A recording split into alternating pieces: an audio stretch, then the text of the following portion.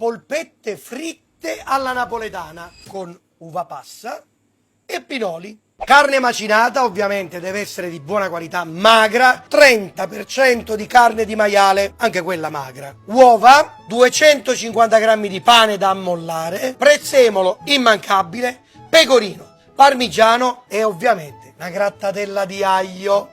Signori, cominciamo con l'ammollare il pane. Mi raccomando, no pancarré, no latte, rigorosamente pane vecchio, pane cafone, chiamatelo come volete.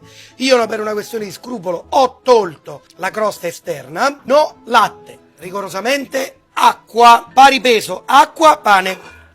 Dobbiamo portare il pane alla stessa umidità effettivamente della carne, perché ricordatevi che le polpette si fanno anche con la carne. Questo per dire che le polpette nasce come un piatto comunque povero. Esistono anche delle polpette che normalmente in Campania si fanno con le verdure, chiamate anche granate o granatine. Ne parla anche Ippolito Cavalcanti. Idratiamole ancora di più, aggiungiamo le uova. Tocca ai condimenti.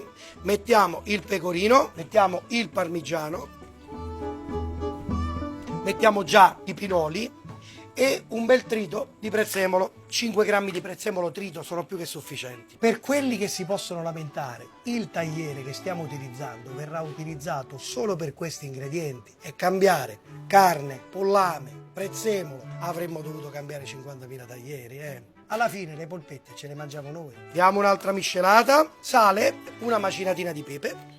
In questo modo avremo una preparazione già pronta per poter condire la carne. Circa la metà carne e la metà tutto il resto dei condimenti. Lasciatemi togliere la paletta, le polpette si impastano a mano. Ovviamente l'aglio mettete quello che volete voi, potete anche non metterlo. Via!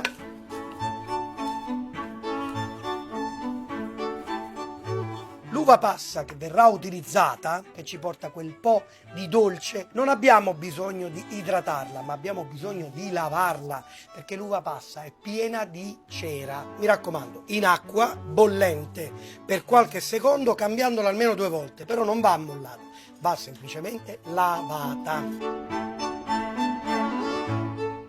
E via lì per la frittura. Come le facciamo? Rotonde? Io prediligo farle leggermente schiacciate, cucinano meglio e non le caleremo neanche nel sugo, vanno fritte e mangiate. 160, 170, andiamo direttamente giù.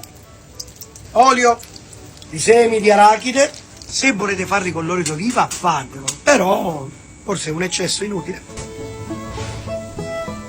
Questa per me è una polpetta, diciamo così, quella della famiglia, quella della casa, quella che mi ricorda un pochettino il gusto di quando ero giovane. E voi siete pronti a raccogliere questa pozione d'amore?